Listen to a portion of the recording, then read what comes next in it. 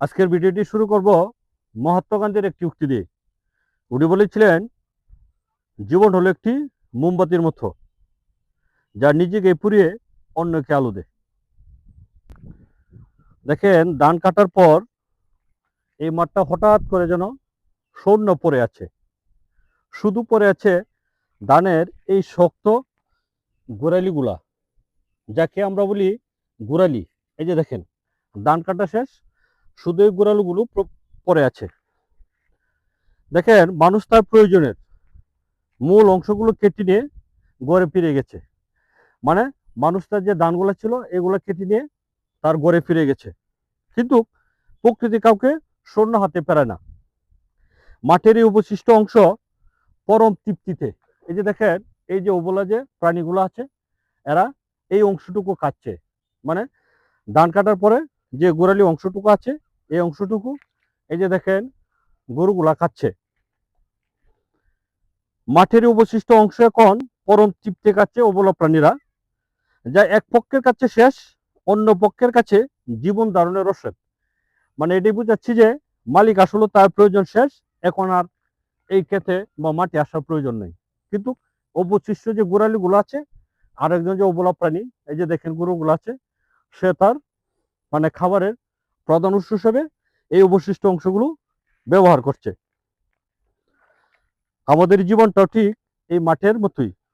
জীবনের একটা বড় অধ্যায় শেষ, তা সে হয়তো চাকরি হোক, বয়সে হোক, কিংবা বড় সাফল্য, যা আমাদের মূল অর্জন দান ফুরিয়ে গেলে কেউ নিতে আসে না। আমরা ভাবি বোধহয় নিঃস্ব হয়ে গেলাম, আর আমাদের কোনো মূল্য নেই। আসলে এই যে ধান ক্ষেতগুলো ছিল, কৃষক কাটে দিছে, এখন কৃষক মনে করতেছে আসলে এই জমিগুলো তার কাছে কোনো মূল্য নেই। কিন্তু মূল্য আছে। কার কাছে আছে? এই যে দেখেন, এই যে অবলা প্রাণীগুলোর কাছে অবশ্যই তার একটা মূল্য আছে। কিন্তু মনে রাখবেন, জীবন কখনো ফুরিয়ে যায় না। আপনার জীবনে সঞ্চিত অভিজ্ঞতা, আপনার ফেলে যাওয়া এই ছোট ছোট উপদেশ হয়তো অন্য কারো জীবন বেঁচে থাকার শক্তি যোগাচ্ছে, কাউকে আশ্রয় দিচ্ছে। যেমন এই যে ধানের গোড়ালিগুলা একটু দেখাই।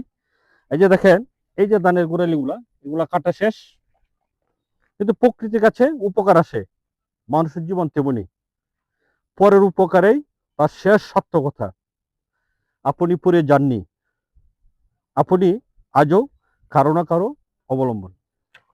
এখন আসলে এতক্ষণ যে আলোচনা করলাম, এখন আসলে মানুষের জীবনের সাথে একটু মিলে দিই। দেখেন, মানুষের জীবনের সাথে কোথায় মিলে যায়? সব শেষ, সব দান শেষ, কেটে নেওয়ার পর মাঠ খেয়ে মৃত মনে করে। এই যে দেখেন, এই সবটাই আসলে ধান ক্ষেত ছিল। এই যে সবটাই খালি আমার পিছনে যে অংশটা দেখতে পাচ্ছেন। মানুষের জীবনও কোনো একটা অধ্যায়, যেমন কর্মহীন বা যৌবন শেষ হওয়ার মানেই জীবনের পরিসমাপ্তি নয়। প্রজন্মের আশ্রয়,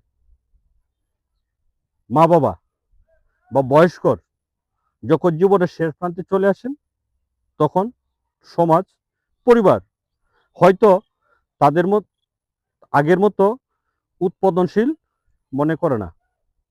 কিন্তু দানেরি গুড়ালির মতোই তাদের রেখে যাওয়া আদর্শ, শিক্ষা ও অভিজ্ঞতা পরবর্তী প্রজন্মকে বাঁচিয়ে রাখে এবং শক্তি যোগায়।